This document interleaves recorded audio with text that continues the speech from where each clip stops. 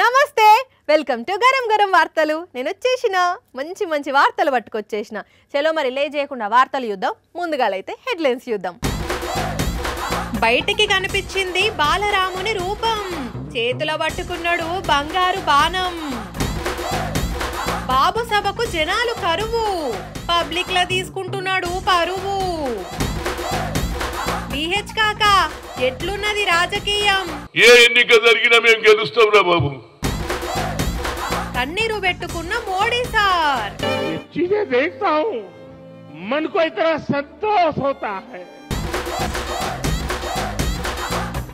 ఇప్పుడు దేశమంతట ఎక్కడ చూసినా ఎక్కడిన్నా అయోధ్య రామ మందిరం గురించే చర్చ ఇప్పటికే గుడి ప్రారంభం కోసం ఏర్పాట్లన్నీ దాదాపుగా అయిపోయినాయి ఎవరెవరికి ఆహ్వానాలు అందాలనో అందరికి అందినాయి మందిరంలో ప్రతిష్ఠించే విగ్రహాన్ని కూడా తీసుకొచ్చిండ్రు అయితే విగ్రహానికి ప్రాణ ప్రతిష్టకు ముందే బాలరాముని దివ్య రూపాన్ని బయటకు చూపించిండ్రు 5 వత్సరాల పసిబాలుడు ఈ అయోధ్య రాముడు నవ్వు మొహంతో భక్తుల ముందు నిల్చున్న బాలరాముడితో ఎంత ముద్దుగున్నాడు కదా చేతిలో బంగారు విల్లు పట్టుకుని భక్తులకు సోమవారం నుండి దర్శనం ఇవ్వడానికి సిద్ధంగా ఉన్నాడు స్వామి అయోధ్య రామ మందిరాన్ని ఈ సోమవారం ప్రారంభిస్తున్నారు కదా ఆ గర్భగుడిలో ప్రాణ ప్రతిష్ఠ చేయబోయే రాముల వారి విగ్రహం ఇదే మైసూరుకు చెందిన అరుణ్ యోగిరాజ్ అనే శిల్పి కృష్ణవర్ణపు శిలతో ఈ బాలరాముని రూపాన్ని చెక్కిండు 51 అంగుళాల ఎత్తు విగ్రహం ఇది నిన్నట్లనే వేద పండితుల మంత్రోచ్చరణల నడుమ అయోధ్యకు చేరుకున్నది విగ్రహం మరిగా ఇప్పటికే అయోధ్యలో సందడిగా ఉన్నది గుడి ప్రారంభానికి అన్ని ఏర్పాట్లు జరిగినాయట ముఖ్యంగా డ్రోన్ షో రూపంలో భక్తిభావం ఉట్టిపడేటట్టు ఏర్పాట్లు చేసిందట అట్లనే సూర్య కిరణాలు నేరుగా గర్భగుడిలో పడేటట్టుగా అది కూడా రాముల వారి నుదుటిపైనున్న 3 నామాల రూపంలో ప్రతిబింబించేటట్టు శాస్త్రవేత్తలు ఏర్పాటు చేసిందట సోమవారం మధ్యాహ్నం 12 గంటల 20 నిమిషాల నుంచి 1 గంట మధ్య ప్రాణ ప్రతిష్ఠ జరుగుతుందట విగ్రహానికి అంటిగా రోజు దేశం మొత్తం పెద్ద పండుగ లెక్కనే జరగబోతుంది అన్నట్టు ఇప్పటి వరకు చాలా మంది జీవితంలో ఒక్కసారైనా కాశీకి పోయి దర్శనం చేసుకోవాలి అనుకునేటోళ్ళు ఇప్పటి నుండి కాశీతో పాటు అయోధ్యకు కూడా పోయి రావాలని కోరుకుంటారు కావచ్చు అందరూ కదా మరి అట్లా ఎవరైనా అయోధ్య బాలరాముని దర్శించుకోవాలనుకునేటోళ్ళు ఇప్పటి నుండి ప్లాన్ చేసుకొని మెల్లగా ఇక సోమవారం నాడు రామ్లల్లా విగ్రహ ప్రతిష్టాపన రంగరంగ వైభవంగా జరిగి ఆ రాముల వారి ఆశీస్సులు అందరి మీద ఉండాలని అందరూ బాగుండాలని అందులో మనం కూడా ఉండాలని కోరుకుంటూ జై శ్రీరామ్ పానిగల్లా ఆయన పందిరేస్తే కుక్కతో ఒక తగిలి కూలిపోయిందట ఆగో అట్లనే ఉన్నది చంద్రబాబు పరిస్థితి కూడా నేను ఇట్లా 45 ఇయర్స్ ఇండస్ట్రీ 9 సార్ల ఎలక్షన్ల పోటీ చేసినా అని పొంకనాలు కొట్టుకుంటా పెద్ద సభలు పెడుతుంటే ఆఖరికి వచ్చేసరికి తుస్సుమంటున్నాయి తప్ప ఏం ఫాయిదా ఉంటలేదు చెప్పుడు ఎందుకు కానీ మీరే చూడరాదుండ్రి పరిస్థితి ఎట్లున్నదో అయ్యో రామ బాలి ఇదేమి మీటింగే బాలి జనాలెవ్వలేరే బాలి సభలున్న కుర్చీలిడిచి బాలి ఇంటితో పట్టిండ్రే బాలి అని వాడాలనిపిస్తున్నదిలే ఈ సిచ్యువేషన్ చూస్తుంటే రా కదలి రా అని కూర్చొని కూర కట్టలు అమ్మినట్టు మీటింగ్ లో నా మాటలు వినమని చంద్రబాబు పిలిచి పీటలేస్తుంటే అబ్బబ్బబ్బో రాము మేము రాము కుదరదయ్యో కాదు వీలు కాదు నీ మాటలు వినలేమయ్యో అని టీడీపీ కార్యకర్తలు అంటుండేసరికి సభలు మొత్తం అట్టర్ ఫ్లాప్లు అవుతున్నాయి ఇగో దానికి సాక్ష్యమే ఈ నెల్లూరు జిల్లా వెంకటగిరి రా కదలి రా సభ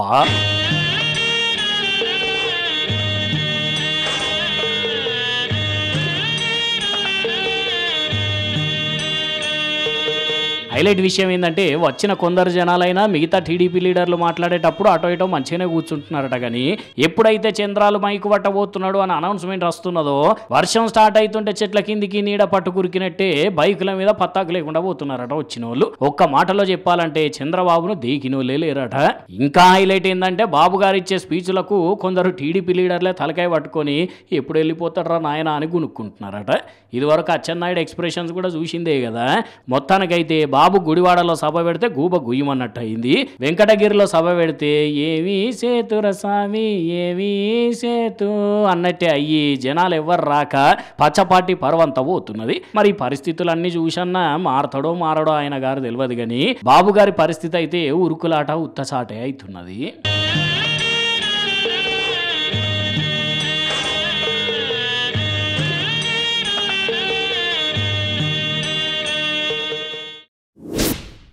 నవ యువకుడు, జోవియల్ పర్సను, జోష్ నింపే లీడరు, అంబర్పేట చిచ్చర పిడుగు మన హనుమంతన్న కాక కాంగ్రెస్ పార్టీ పవర్లకు వచ్చినాక మస్తు అంటే మస్తు ఖుషీలున్నాడు.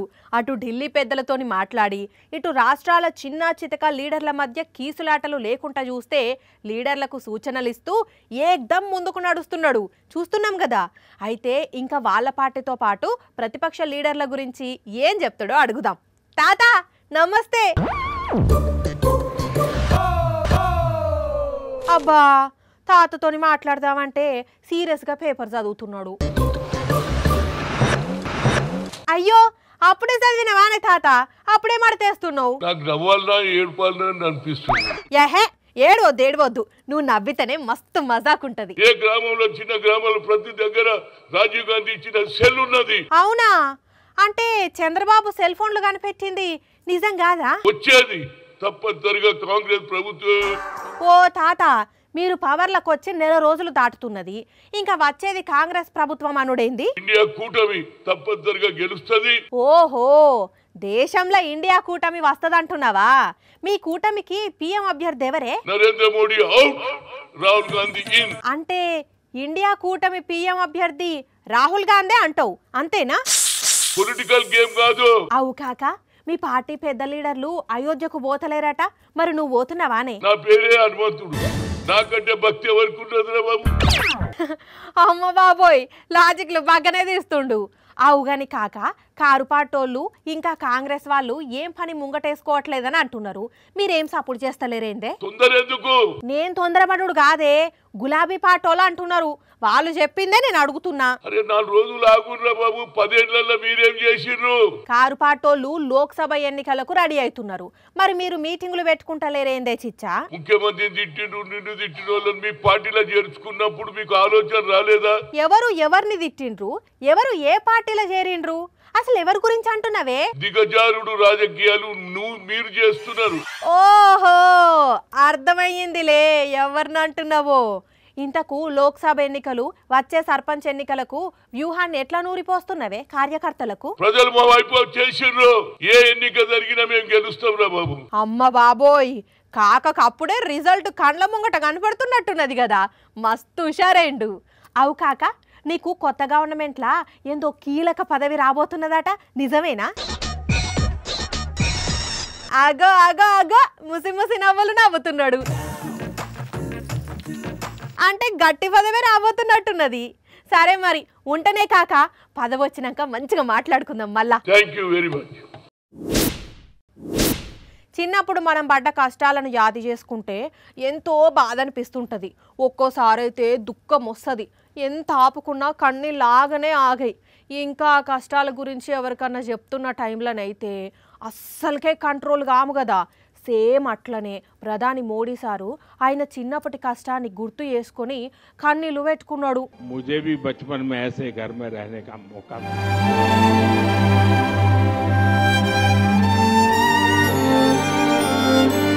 ये चीजें देखता हूँ, मन को इतना संतोष होता है. బాల్యాన్ని గుర్తు చేసుకొని భావోద్వేగానికి గురైంది ఇట్లా ప్రధాని మోడీ సారు. కన్నీళ్ళు వస్తుండటతోని కాసేపు నోట్ల నుంచి మాట రాక అట్లనే ఉండిపోయిండు పాపం. అయినా వీటిని కన్నీళ్ళు అనేదానికంటే ఆనంద బాష్పాలంటే మంచిగా ఉంటుందేమో. ఎందుకంటే ఇల్లు లేని నిరుపేదలకి ఇండ్లు వంచుతున్న సంతోష క్షణాలు ఇవి. అందుకే చిన్నప్పుడు మోడీ సారుకి ఇట్లాంటి ఇల్లు లేకపోడ్డ కష్టాలన్నీ గుర్తు తెచ్చుకొని ఇట్లా కన్నీళ్ళు పెట్టుకున్నాడు అన్నట్టు. मुझे भी बचपन में ऐसे घर में रहने का मौका मिला.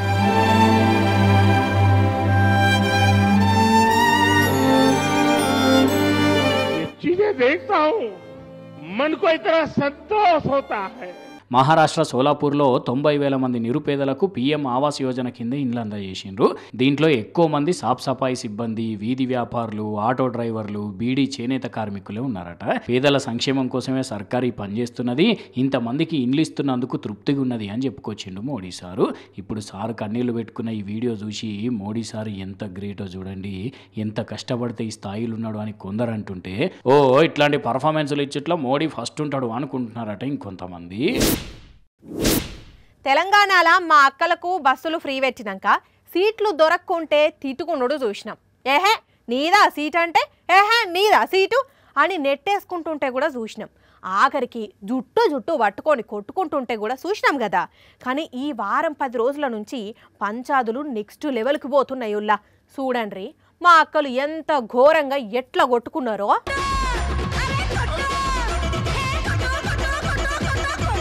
అటు సైడ్ ఉన్నాక ఎడం కాలు చెప్పు, ఇటు సైడ్ ఉన్నాక కుడి కాలు చెప్పు. ఒక అక్క ఇటు తిరిగి కొడుతుంటే ఇంకో అక్క అటు నుంచి కొడుతున్నది. ఎవ్వరెట్లా ఎటు తిరిగి కొట్టినా నడిమిట్లా అక్క ఆపినా కొట్టుకునుడు మాత్రం ఆపలేదు. ఇంకో ట్విస్ట్ ఏందంటే బూతులు కూడా తిట్టుకున్నారు. కానీ ఆ పంచాదులు మనకు సరిగ్గిన పడలేదు.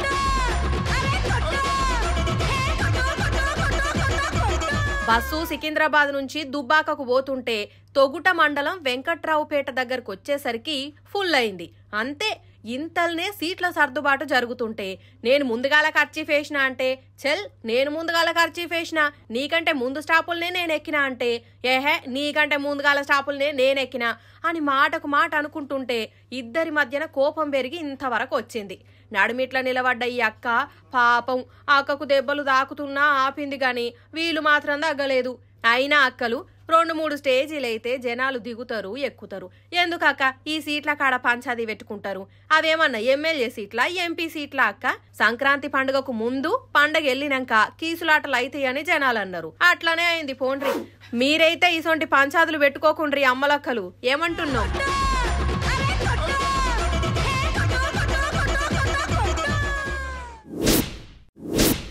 అయ్యో మరీ గింత అధ్వానం ఉంటుందా? మరీ గింత పాపమా? అరే దూపైతుందని కూల్ డ్రింక్ షాపుకు పోతే కట్టేసి కొడతారా ఎక్కడన్నా? కూల్ డ్రింక్ ఇస్తే ఇచ్చినోళ్ళాయే, లేకపోతే లేదు. అవసరమైతే ఆయన వేరే షాపుకు పోయి కొనుక్కోకపోనా? ఆయన పోలీసులు ఉండి కూడా ఏమంటలేరంటే ఏమన్నట్టు? పాపం కట్టేసిండ్రు కదా, చూస్తుంటే బాగానే కొట్టినట్టున్నారు. మరి పాపం కాకపోతే గింతమంది చుట్టుముట్టిండ్రు చూసుకుంటూ ఊకుంటారా?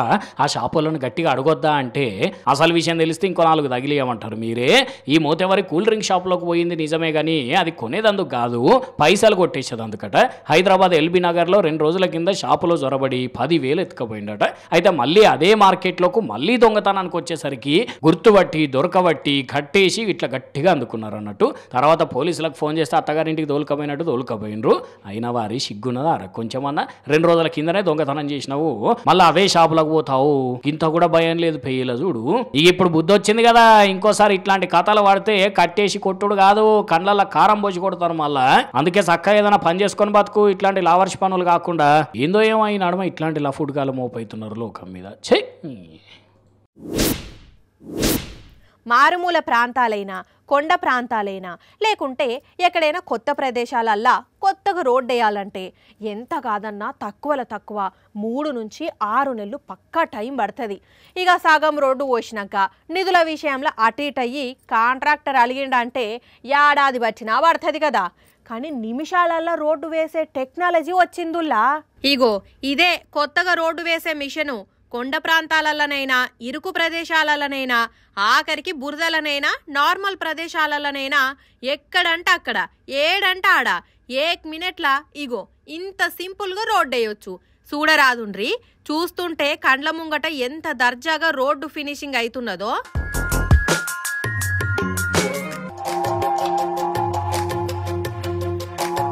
ఆహా పోలా అద్దరి పోలా ఏమన్నున్నదా? ఏక్షే కనిపిస్తున్నదిలే. పెద్ద పెద్ద గుంతలల్లైనా కొండలల్లైనా ఈజీగా రోడ్డేస్తున్నది మిషన్. మరి ఇది ఎక్కడ అందుబాటులోకి వచ్చిందో గాని ఆనంద్ మహీంద్రా సారు ట్విట్టర్లో దొరకబట్టి షేర్ చేసి సూపర్ ఉన్నది, మనం కూడా ఇసొంటి టెక్నాలజీని వాడుకుంటే పనులు జల్దిగా అవుతాయని రాసుకొచ్చిండు. మరి మొత్తంగా మనం ఇప్పుడు చూస్తున్న ఈ రోడ్డును ఎట్లా ఏం కలిపి తయారు చేసిండ్రో, ఏమేమి ప్రయోగాలు చేస్తే ఇంత ధూమ్ ధామ్గా అయ్యిందో గాని కండ్లు మూసి జరిసేంతల్నే రోడ్డేస్తున్నదంటే ఇది మామూలు మిషన్ కాదు పోండ్రి. మరి మన దేశంలోకి ఎప్పుడు అందుబాటులోకి వస్తుందో తెలియదు కానీ వస్తే మాత్రం మామూలు గిరాకీ ఉండదు వీటికి. ఇవాళ ఫలానా దిక్కున రోడ్డు పోయాలనుకొని ఫిక్స్ అయితే రేపటి వరకు పురాగా రోడ్లు పడిపోతాయి. ఎన్నంటే ఏంది టెక్నాలజీ పెరిగింది, దానికి తగ్గట్టు మిషన్లు వస్తున్నాయి. మామూలుగా ఎక్కడికన్నా టూరుకు వెళ్తే ఖచ్చితంగా హోటల్లో స్టే చేయాల్సిందే కదా. అట్లనే ఓ టూరిస్టు తిరుక్కుంటా పోయి ఓ హోటల్లో ఆగింది. అయ్యో దాంట్లో ఏం వింతున్నది, అది కూడా వార్తేనా అంటే చూడండి తర్వాత మీకే అర్థమవుతుంది. వామ్మో పులి గాండ్రిస్తూ దుంకుతున్నది. అయినా టూరిస్ట్ అన్నారు, పులిని చూపిస్తున్నారు ఏంది అంటే ఈ పులే టూరిస్టు, అందుకే స్టే చేసేందుకు ఈ హోటల్లో దొరికింది అన్నట్టు. జైపూర్లో ఉన్న హెరిటేజ్ హోటల్ ఇది. మరి ఎట్నుంచి వచ్చిందో ఏందో కానీ లోపలికి వచ్చి సెల్ఫ్ల మీద కూర్చున్నది.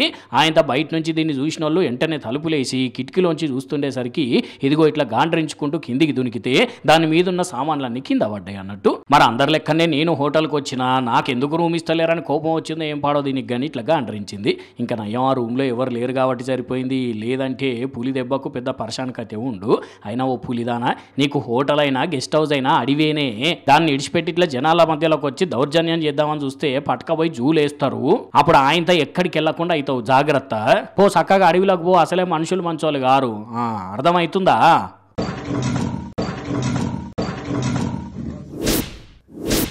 ఇక ఇవి మరి ఇవాళ గరం గరం వార్తలు. మళ్ళీ రేపు ఇదే టైంకి ఇట్లనే మంచి మంచి వార్తలు పట్టుకొని వస్తా. అప్పటిదాకా ఏం చేయాలి? చూస్తూనే ఉండండి సాక్షి టీవీ. టైం గుర్తున్నది కదా, రాత్రి 8:30కి, మళ్ళీ పొద్దున 8:30కి ఉంటాం మరి.